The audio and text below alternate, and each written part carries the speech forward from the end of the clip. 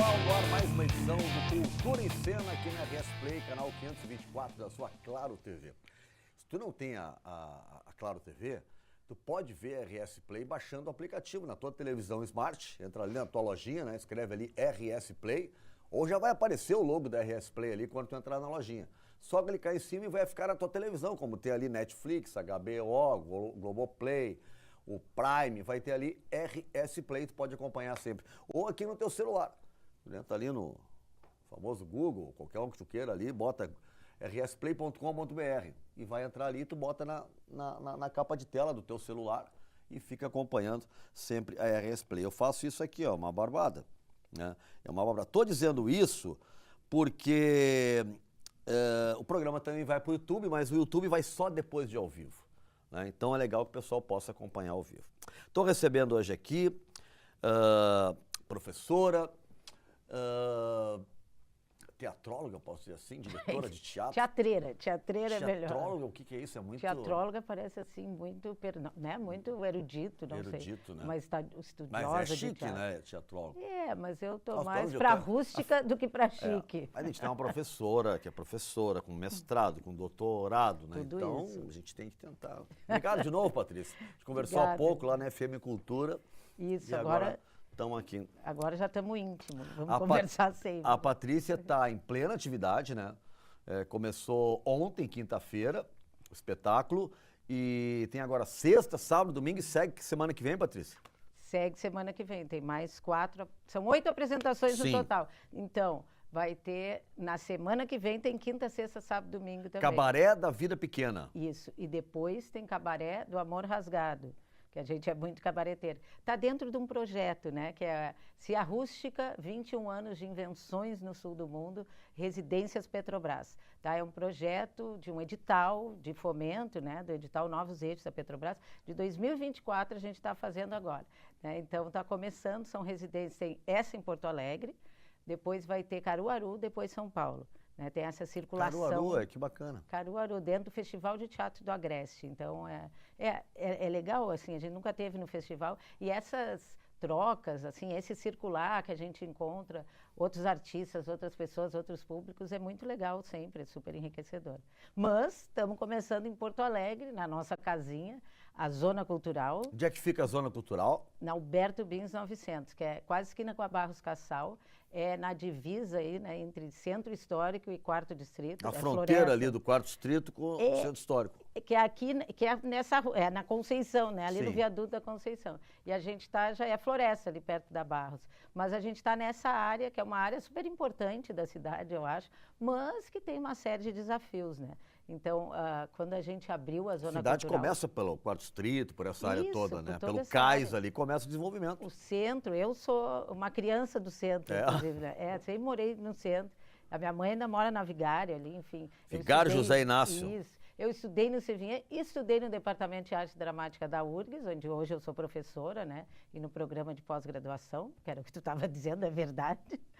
Além Não de ser inventei mestrado, nada, doutorado. pessoal, não inventei não nada. É tudo verdade. Eu oriento mestrado e doutorado também, então aula na graduação, enfim. A universidade é um lugar de muita ação, de muita criação, muito acontecimento. Eu gosto muito de ser professora. E de ser diretora de teatro. Então, nessa área central também, quando a gente encontrou o prédio que está a Zona Cultural,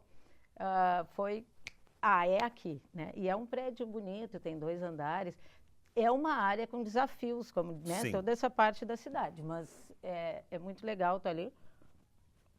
E a zona permitiu isso de fazer um bar junto, né?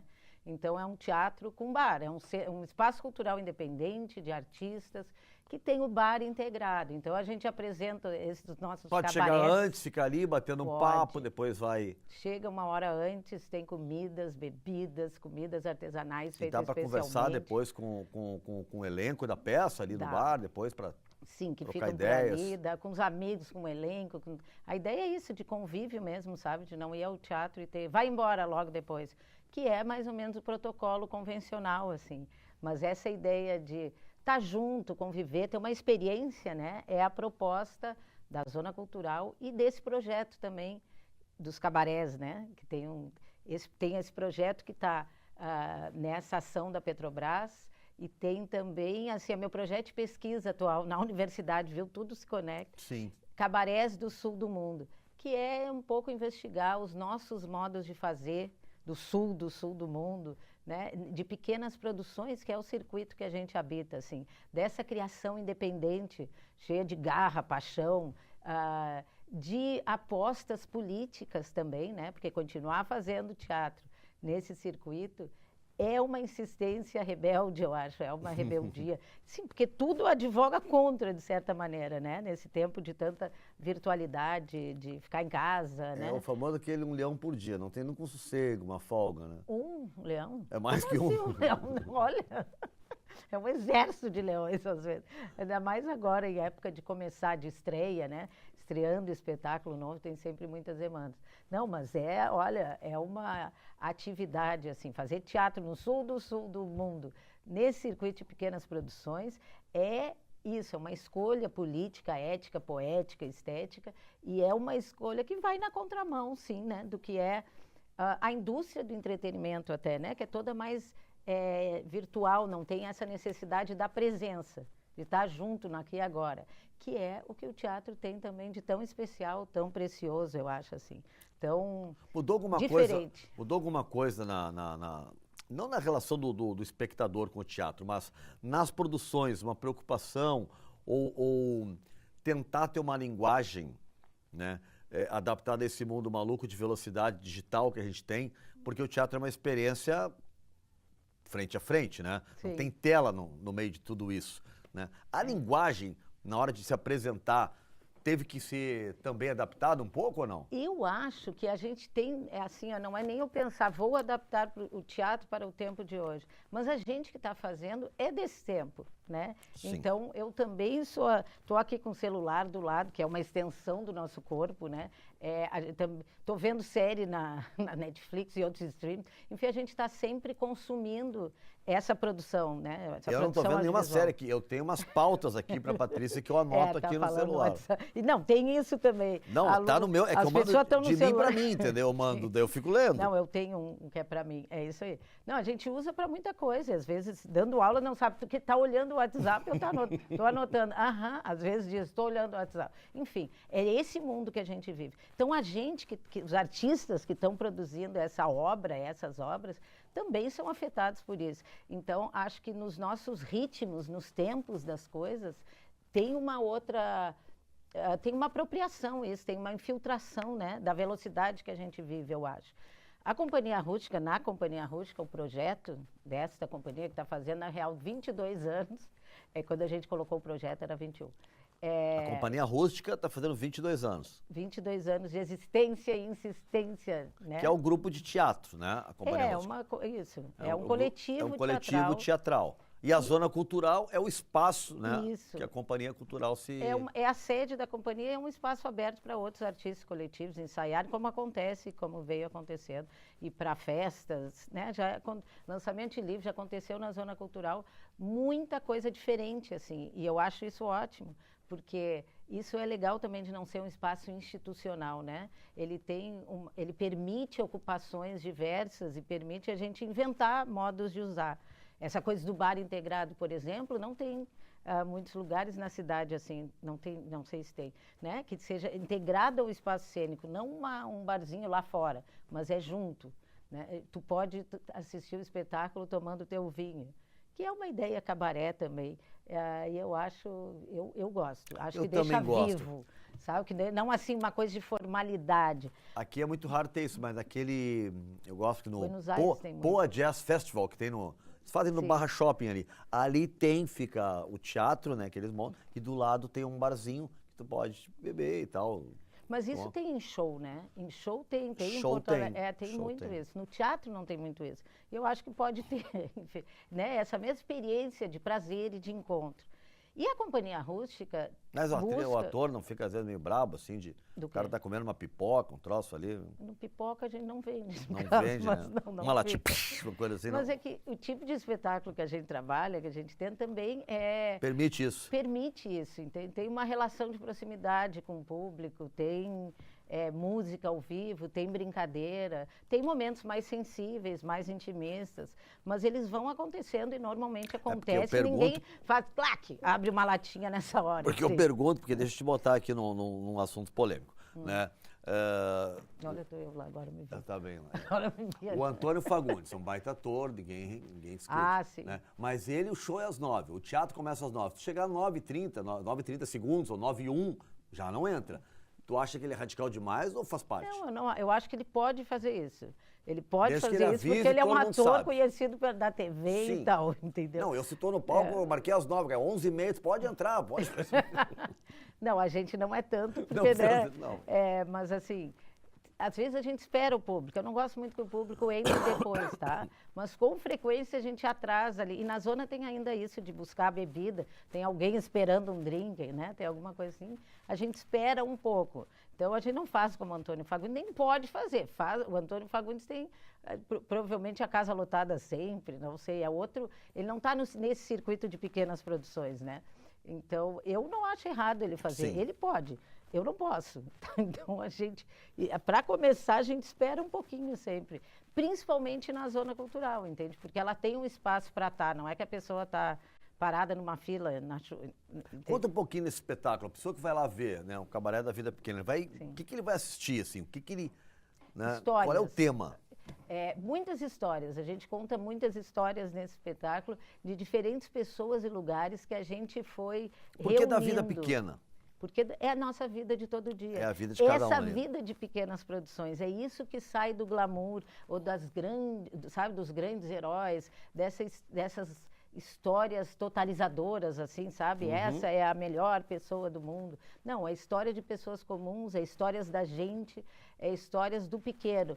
Eu acredito que no pequeno, hoje, no nosso mundo, é onde está a possibilidade de transformação. Não não estou falando nem das grandes narrativas, né? Mas a gente vive num mundo muito de gigante.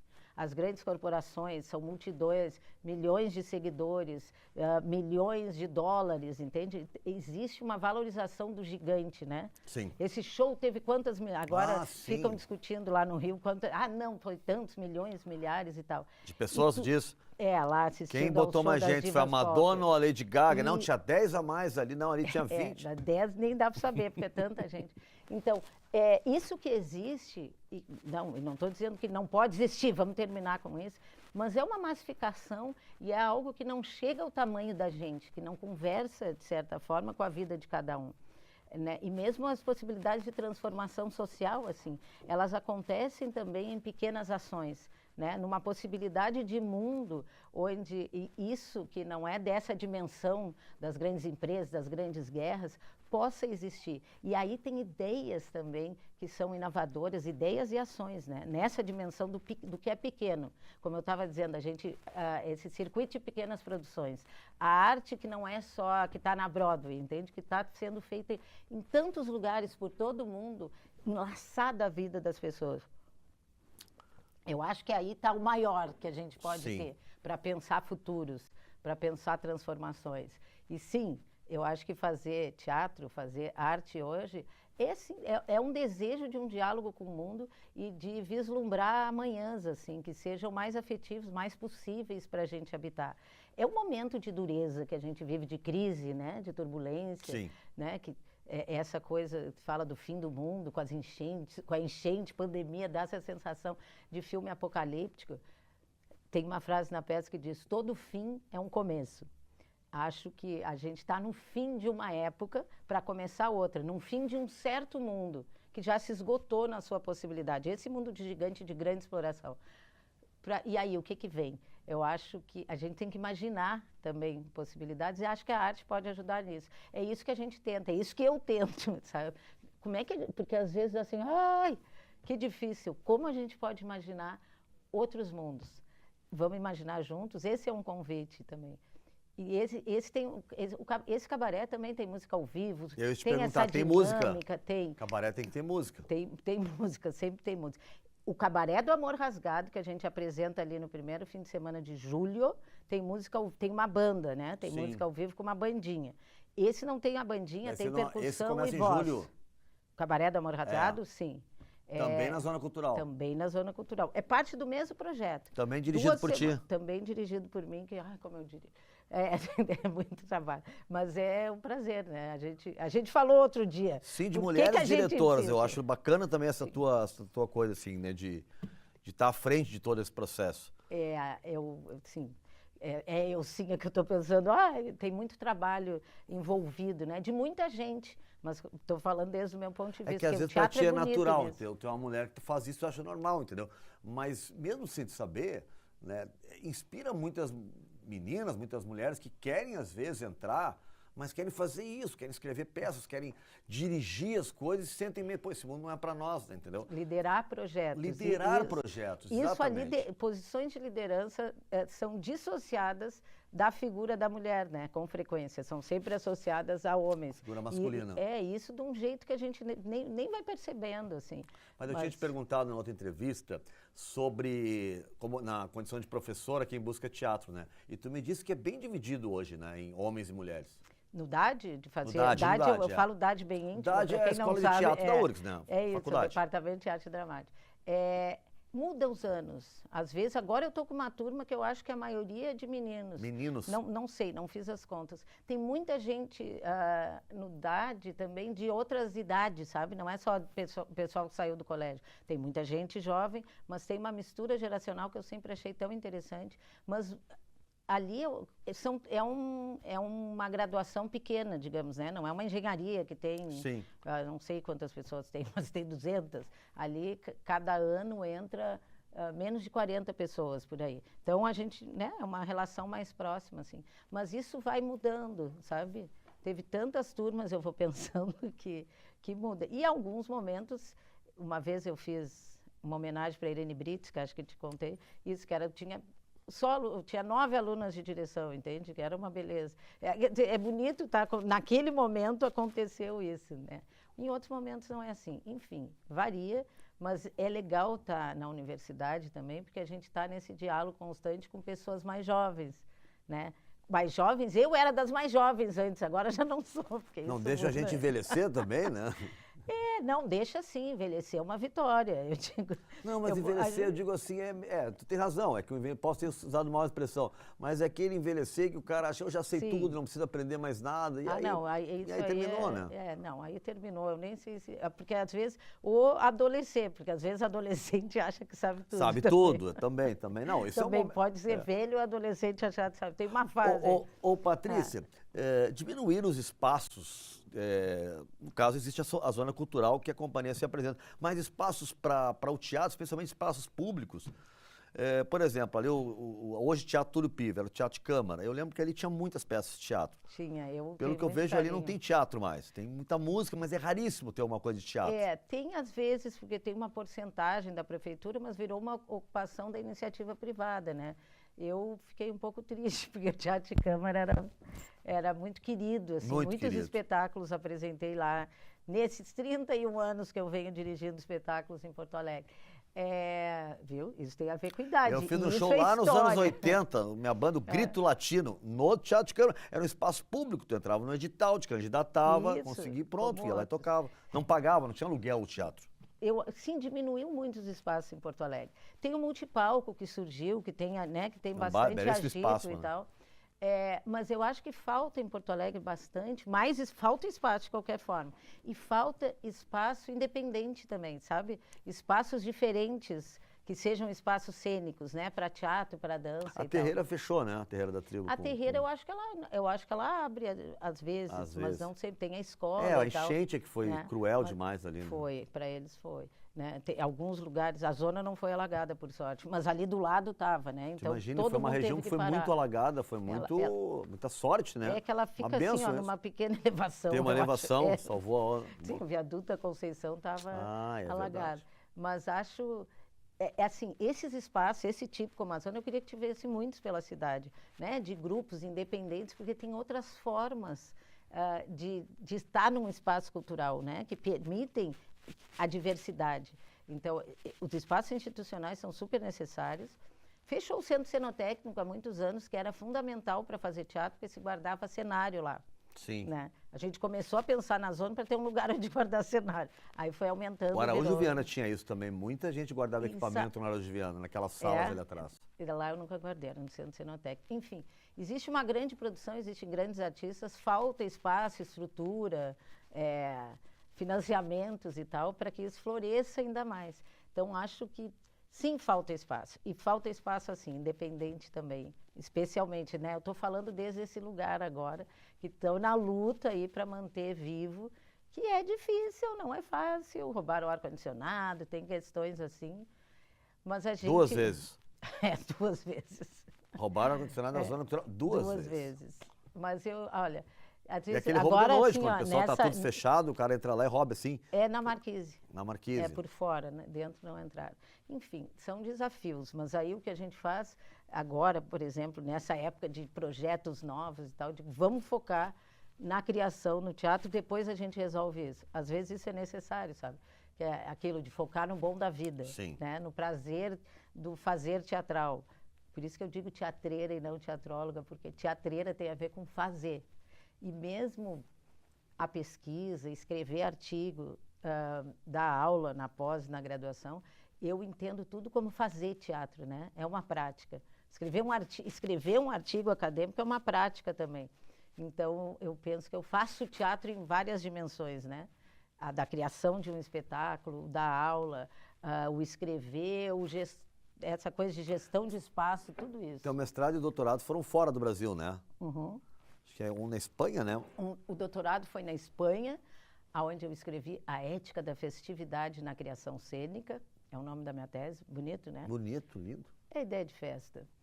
Eu gosto de festa mesmo, e acho que o teatro tem que ser uma festa. É verdade. Essa é a ideia. Tem uma ideia de festa no Cabaré da Vida Pequena. Sim, antes. Claro.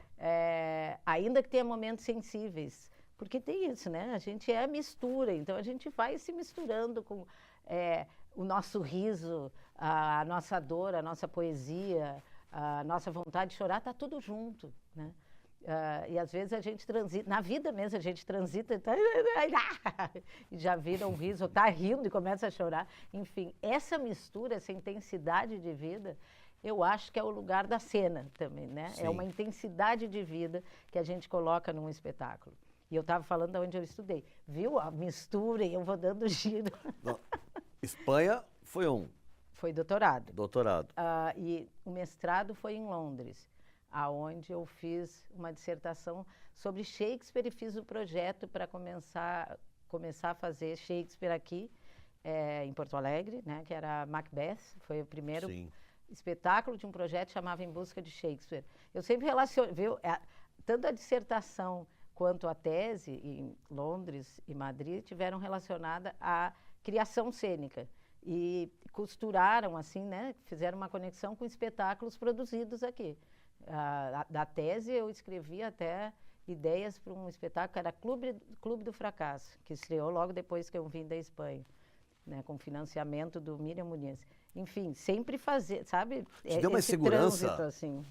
Esse conhecimento, a saída para fora e tal. Não só o diploma acadêmico, claro que na academia isso é importante, né? Mas assim, na vida de diretora de teatro e tal, te deu mais firmeza, mais segurança, te ajudou bastante ou não? Eu acho que estudar ajuda, tá? Nessa vida misturada que eu vou levando, eu acho que uma coisa fortalece a outra. Sim. Tipo, fazer teatro fortalece eu estudar, ou ler, ou pensar teatro, entende? Porque são jeitos ali que vão se alimentando, né? Agora, não no sentido de uma autoridade, eu fiz o doutorado, então tenho autoridade para falar isso. Respeita que eu sei o doutorado. Não, isso é bobagem, inclusive pode fazer. O meu doutorado foi sobre processo de ensaio, então ele me fortalece no sentido de eu pensar sobre procedimentos, dinâmicas, o que acontece, né? Tem uma preocupação com esse aspecto relacional de ensaiar, social, é um lugar onde tu cria microterritórios de sociabilidade, onde outras realidades são possíveis. Essa frase eu escrevi várias vezes na tese, em artigos, não sei.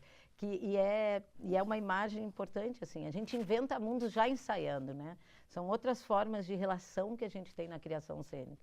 E no fazer da cênica, que é uma relação também. Quando vem o público, ele faz o espetáculo acontecer. Parece que tu ensaia, mas tu vai entender como é que é a vida desse organismo vivo que é o espetáculo com o público, que é parte da criação também, né?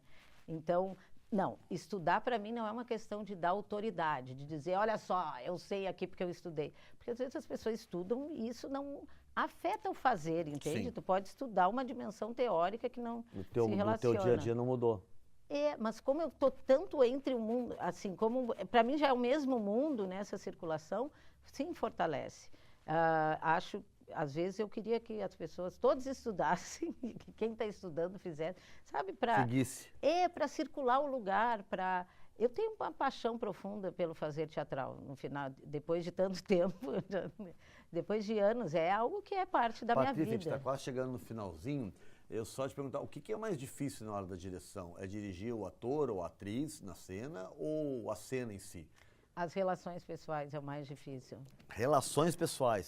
Não é as relações pessoais, é toda essa dinâmica da relação. A pessoa que está triste por alguma coisa, entende? Tem que lidar com tudo isso. A pessoa que atrasou porque tem um problema ou porque está desanimada. A pessoa que, sabe, Sim. existe toda uma subjetividade. A pessoa que não entende alguma coisa, ou a diferença entre as pessoas, as fricções. Para mim, esse é o grande desafio da direção.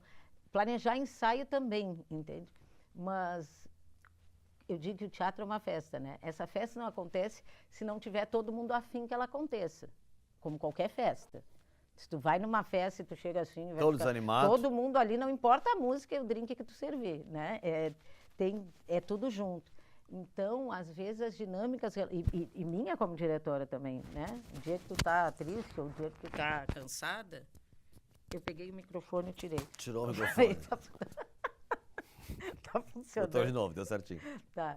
Então, isso é difícil, cara. Pessoas são difíceis, se relacionar é difícil. E isso, para mim, também é esse espaço de importância política do teatro. Porque a gente tem que se relacionar e se entender, né? E descobrir formas de amar. Porque qualquer maneira de amor vale a pena, qualquer maneira de amor vale amar. Vale amar. Já cantava o poeta.